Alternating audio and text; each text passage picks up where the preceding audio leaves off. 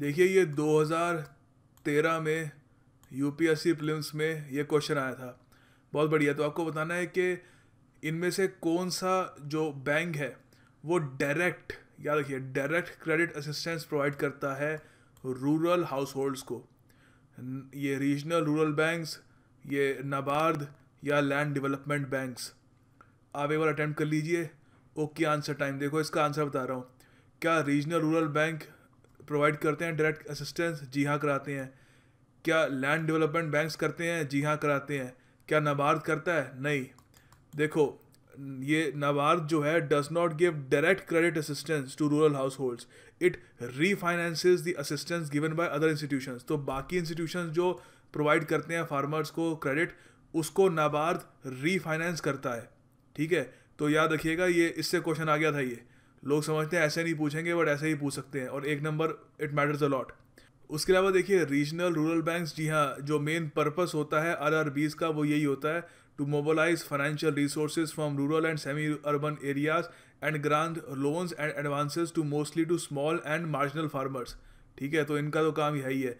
उसके अलावा land development banks तो लॉन्ग टर्म जो लोन होते हैं वो रूरल हाउस होल्ड्स को प्रोवाइड करने के लिए इनको बनाया गया था। लॉन्ग टर्म लोन्स ये प्रोवाइड करते हैं। ठीक है, तो डायरेक्ट जो लोन प्रोवाइड करते हैं रूरल हाउस होल्ड्स को वो ये दोनों करते हैं। ठीक है, नाबार्ड जो है वो डायरेक्ट नहीं करता।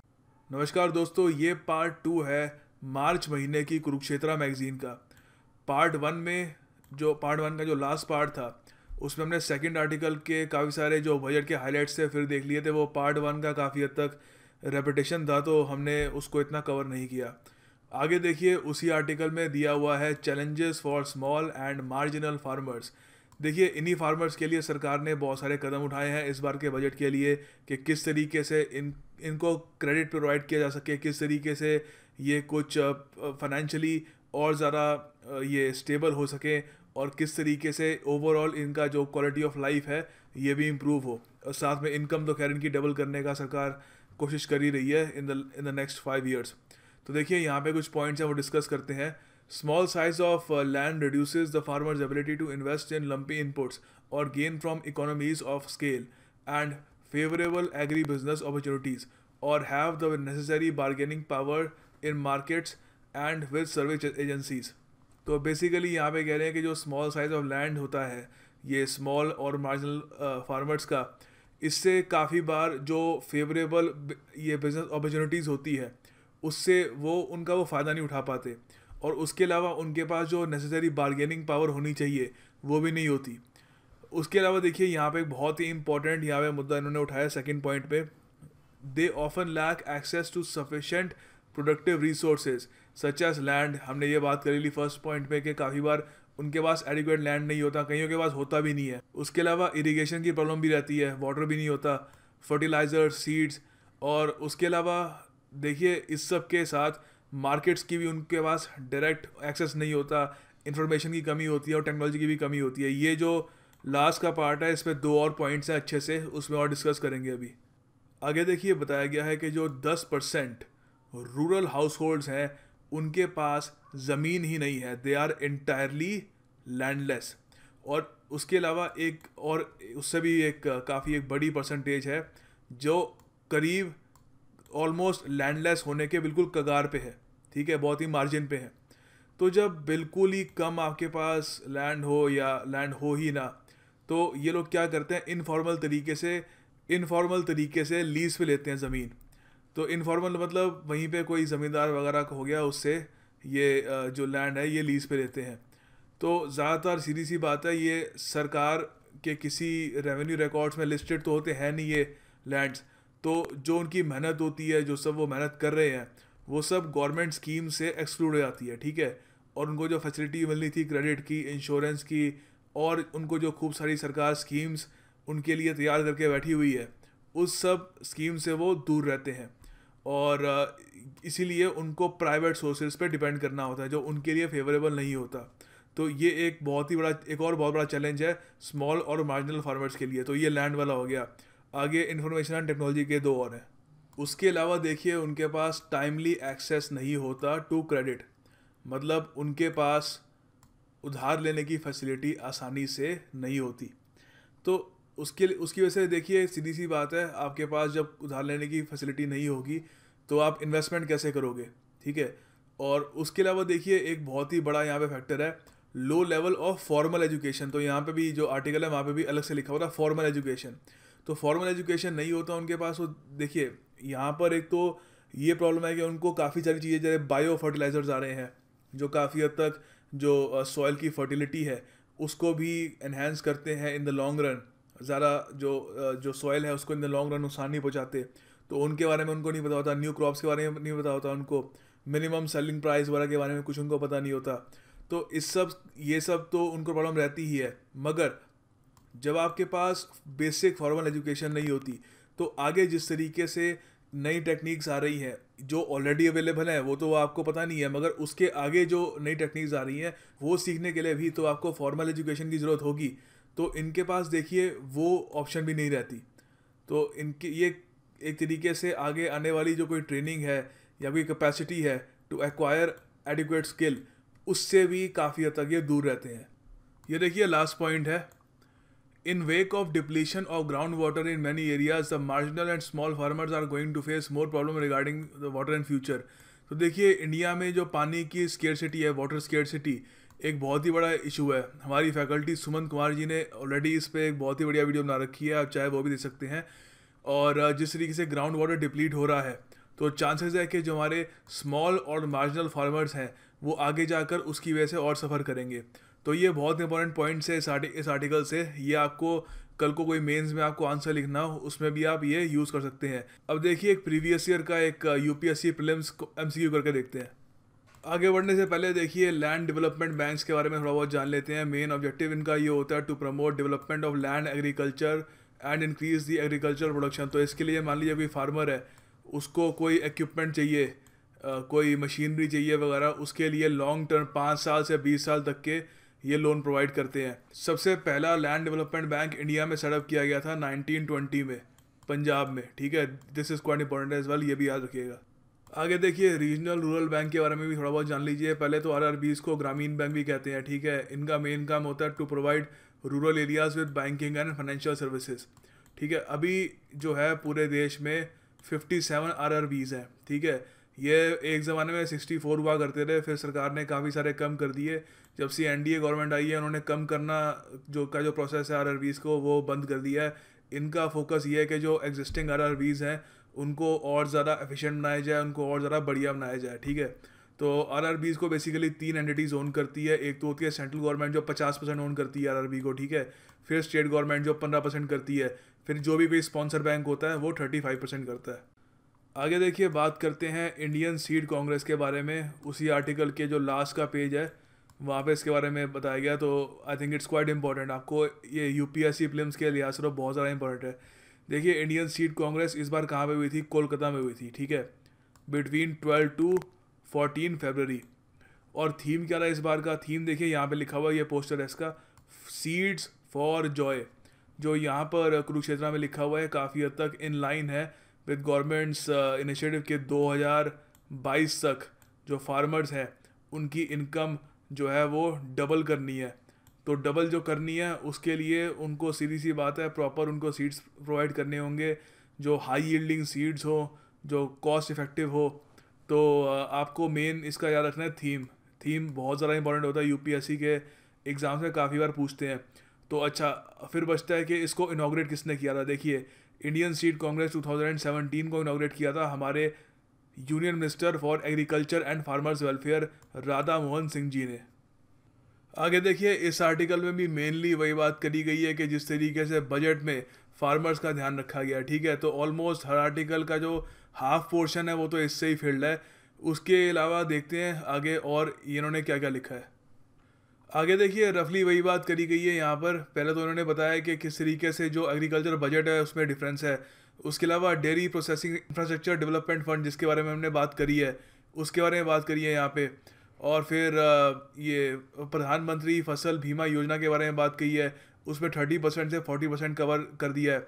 और उसके अलावा देखिए 648 कृषि विज्ञान केंद्रास की भी बात की गई है जहाँ पर मिनी लैब्स बनाई जाएंगी। उसके अलावा थोड़े बहुत और यहाँ पे कुछ पॉइंट्स हैं, बाकी आप देख सकते हैं इट्स रफली द सेम कि किसानों की जो इनकम है वो डबल की जाएगी 2022 तक।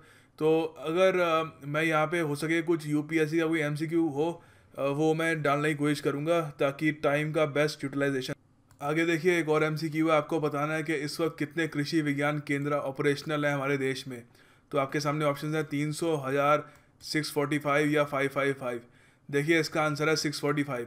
इस वक्त 645 कृषि विज्ञान केंद्र ऑपरेशनल है हमारे देश में। और उसके अलावा जुलाई 2016 में कृषि विज्ञान पोर्टल भी एक और लॉन्च किया था, कृषि विज्ञान केंद्र पोर्टल, जिसमें सारी जो कृषि विज्ञान केंद्र हैं उनकी ऑनलाइन आपको इन्फॉर्मेशन मिल जाती है।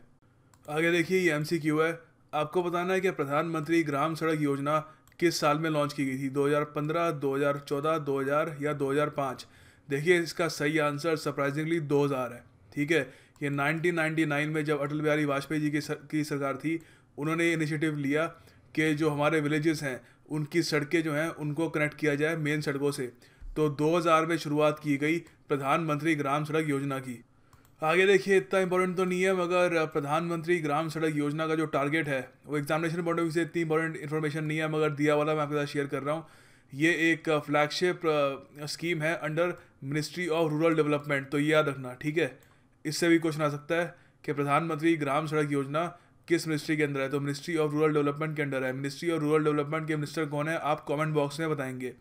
तो ये इसका जो टारगेट था, एनुअल टारगेट, ये 48,812 किलोमीटर्स का बाय 31 मार्च 2017 ये रीच हो जाएगा।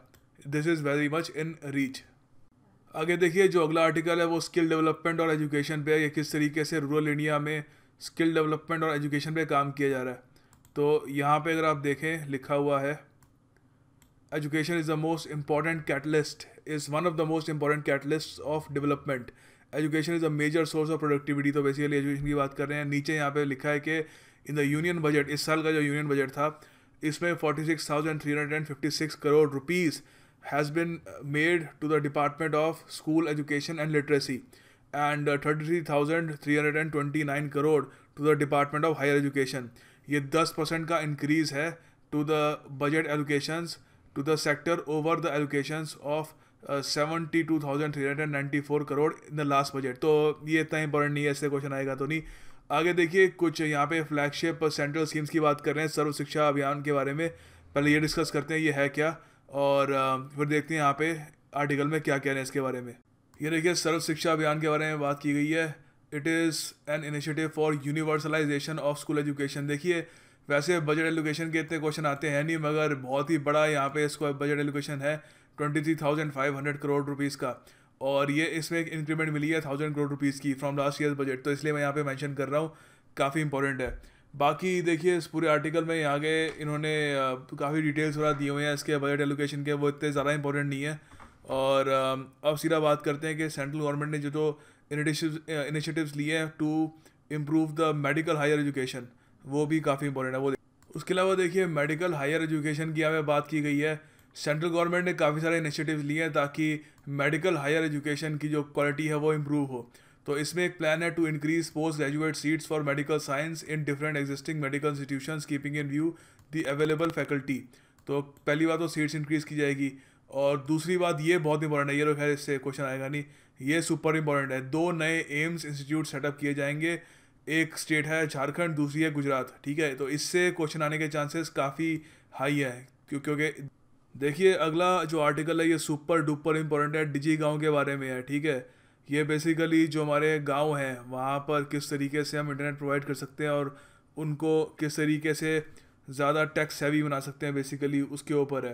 तो यहाँ पर लिखा हुआ है India grew with the level of being a developing nation since independence, young India is evolving digital ways to open up new possibilities for a smarter India. In the last 2 years, the regime took initiatives to connect. तो basically यहाँ पे ये कह रहे हैं कि जो अभी जो यंग जनरेशन है वो कोशिश कर रही है कि और ज़्यादा नई पॉसिबिलिटीज़ खोजे। तो यहाँ पे देखिए बताया गया कि डिजी गांव बेसिकली एक सरकार का इनिशिएटिव है, is an initiative of government of India under the umbrella of digital India. तो डिजिटल इंडिया के अंडर आता है डिजी गांव। तो इसका काम ये है कि to connect the whole of India digitally. तो डिजी गांव का जो ये मतलब मेन पर्पस है कि सारे इंडिया को कनेक्ट करना है। तो सीधी सी बात है, गांव मतलब यहाँ पे रूरल एरियाज़ पे ज़्यादा फोकस होगा। जो हमारे मेट्रोपॉलिटन सिटीज़ है दिल्ली मुंबई वगैरह, वहाँ पे ऑलरेडी इंटरनेट इजीली अवेलेबल है। तो गांव जो है हमारे थोड़े पीछे रह गए हैं, तो वहाँ पे डिजी गांव काम करेगा। This pan India initiative aims to provide telemedicine education and skills with the help of digital technology in rural India। तो अभी सब पे बात करते हैं टेलीमेडिसिन क्या होती है, किस तरीके से एजुकेशन में हेल्प करेगा ये डिजी गांव, और किस तरीके से जो स्किल से लोगों को एम्पावर करना है उसमें भी कैसे ये हेल्प। देखिए यहाँ पे डिजी गांव के बारे में बात करते हैं। रूरल पॉपुलेशन हमारी जो टोटल देश की पॉपुलेशन है उसका 67% है।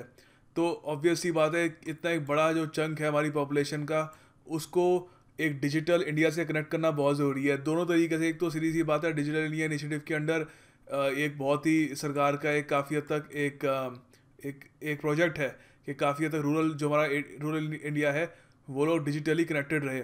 मगर उसके अलावा अगर हमको एक कैशलेस इकोनॉमी बनानी है, उसमें भी ये डिजिकाउ मिशन और भारत नेट बहुत ही ज़्यादा इंपॉर्टेंट होगा। तो it is crucial to reach all the 2.5 lakh gram panchayat for the overall growth of India. तो भारत नेट एक तरीका है इसको अचीव करने का। और भारत नेट के अंडर ऑलरेडी 1,55,000 किलोमीटर्स की अंडरग्राउंड ऑप्टिकल फाइबर केबल बिछा जा चुकी है। और इस साल का जो बजट है उसमें 10,000 करोड़ रुपीस अलॉट किए गए हैं भारत नेट प्रोजेक्ट के लिए, जो एक बहुत ही बड़ा अमाउंट है। ये आई थिंक जब ये स्टार्ट किया था तब कोई इसमें 0 रुपीज़ अलॉट किए थे, बाद में इसको इवेंचुअली इसको इंक्रीज़ किया है। तो सीधी सी बात है, जिस तरीके से अगर हम इंटरनेट पहुंचा पाते हैं हमारे रूरल एरियाज़ में, तो वो पहली बात तो उनका जो कैशलेस इकोनॉमी में उनका जो इंक्लूजन होना है वो फैसिलिटेट करने में भी काफ़ी हद तक मदद मिलेगी। उसके अलावा स्किल इंडिया और एजुकेशन में भी ये काफ़ी ज़्यादा हेल्पफुल होगा। आगे देखिए बात करते हैं टेलीमेडिसिन के बारे में। टेलीमेडिसिन देखिए बेसिकली होता क्या है, मान लीजिए कोई आदमी है वो रूरल एरिया में रह रहा है, वहाँ पर हॉस्पिटल्स तो हैं मगर कोई स्पेशलिस्ट नहीं है, स्पेशलिटी हॉस्पिटल की कमी है। तो वो क्या करेगा, अगर उसके पास इंटरनेट का उसके पास ऑप्शन है तो वीडियो कॉन्फ्रेंसिंग से और भी तरीके से थ्रू सैटेलाइट वो अपनी रिपोर्ट्स वगैरह ये स्पेशलिटी हॉस्पिटल पे दिखा सकता है। वहाँ पे जो पैनल ऑफ डॉक्टर्स हैं वो उनकी रिपोर्ट देखकर और जो भी वहाँ पे टेस्ट हैं उनके रिजल्ट्स देखकर बता सकते हैं कि पेशेंट का इलाज किस तरीके से होना चाहिए। यहाँ पे देखिए यहाँ पे आर्टिकल में कुछ इन्फॉर्मेशन दे रखी है। The first telemedicine centre launched in India was back in 2000 इन अरागोंडा, आंध्र प्रदेश। तो पहला जो टेलीमेडिसिन सेंटर था इंडिया का वो आंध्र प्रदेश में उसको सेटअप किया गया था। उसके अलावा देखिए काफ़ी उसके बाद से काफ़ी तरक्की हुई है, और आज के टाइम में ये मान के चल रहे हैं with BharatNet in its full swing such projects can now be reach to a larger population. तो एक बार भारत नेट से और ज़्यादा इंटरनेट की पेनिट्रेशन हो जाए हमारे रूरल एरियाज़ में, तो सीधी सी बात है टेलीमेडिसिन एक बहुत ही बड़ा टूल बन जाएगा रूरल एरियाज़ में प्रॉपर हेल्थ केयर प्रोवाइड करने के लिए। आगे देखिए आप लोगों के लिए MCQ है, आपको बताना है सेहत इनमें से किस चीज़ से रिलेटेड है। सेहत की फुल फॉर्म खैर अभी तो नहीं बताऊंगा, पहले आप आंसर बता देता हूँ। देखिए इसका आंसर है टेलीमेडिसिन। ठीक है, सेहत इज़ रिलेटेड टू टेलीमेडिसिन। तो सेहत जो एक्रोनिम है ये है social Endeavour for health and telemedicine. तो ज़रा कुछ जान लेते हैं सेहत के बारे में। टेलीमेडिसिन से रिलेटेड एक बहुत ज़्यादा इंपॉर्टेंट इनिशिएटिव है, 2015 में इसको लॉन्च किया था। आगे कुछ नोट्स देखते हैं इसके बारे में। देखिए सेहत एक इनिशिएटिव है जिसमें सरकार अपोलो हॉस्पिटल के साथ कोलैबोरेट कर कोशिश करेगी, aims to connect 60,000 common service centre across the country. तो कॉमन सर्विस सेंटर बेसिकली एक कियोस्क होते हैं जहाँ पर बेसिकली आप बहुत सारी चीज़ें कर सकते हैं। आप गवर्नमेंट कोई स्कीम्स है उसके बारे में जान सकते हैं। तो बेसिकली उसको सेहत इनिशिएटिव से वहाँ पर कोई अगर मान लीजिए टेलीमेडिसिन का सहारा लेना चाहता है तो उसकी भी हेल्प की जाएगी।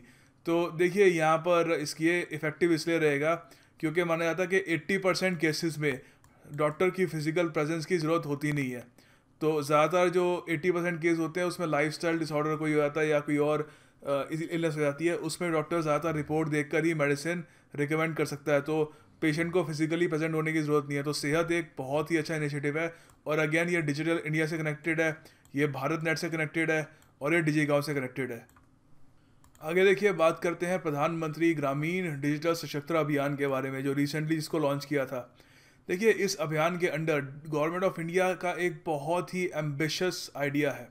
गवर्नमेंट ऑफ इंडिया चाहती है, देखिए आपको ये तो पता है कि इंडिया को एक कैशलेस इकोनॉमी बनाना चाहती है इंडिया, गवर्नमेंट ऑफ इंडिया। मगर उसमें एक बहुत ही बड़ा हिंड्रेंस, एक ऑब्स्टिकल ये है कि 94% जो हमारे रूरल हाउस होल्ड्स हैं वो डिजिटली लिटरेट नहीं है। वहाँ पे उनको ये नहीं पता कि फ़ोन कैसे यूज़ करते हैं, टैबलेट कैसे यूज़ करते हैं। तो सीधी सी बात है, जब इतनी बेसिक चीज़ वो इस्तेमाल करना नहीं जानते तो कैशलेस ट्रांजेक्शन्स वो कैसे करेंगे। तो इसी प्रॉब्लम को सुलझाने के लिए ये प्रधानमंत्री ग्रामीण डिजिटल सशक्तता अभियान के under 6 crore rural house holds को डिजिटली लिटरेट बनाया जाएगा। डिजिटली लिटरेट बनाने का अर्थ क्या होता है मैं आपको अगली स्लाइड में बताऊंगा। आपको ये बताना चाहिए जो इस प्रोजेक्ट का जो पूरा अभी इस वक्त आउटले है वो है 2351 करोड़।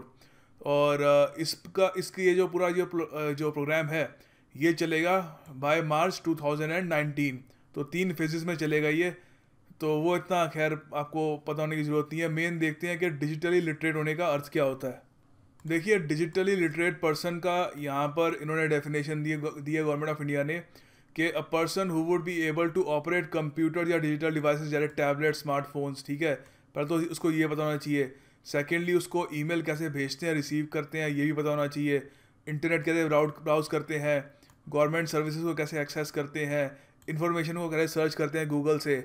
और उसके अलावा सबसे important, how to undertake cashless transactions. तो जैसा ही आपको पता है विमुद्रीकरण के बाद से सरकार कोशिश कर रही है कि एक कैशलेस इकोनॉमी बनाई जाए। तो एक कैशलेस इकोनॉमी में रूरल इंडिया के इंक्लूजन के लिए प्रधानमंत्री ग्रामीण डिजिटल सशक्तता अभियान एक बहुत ही अहम भूमिका निभाएगा।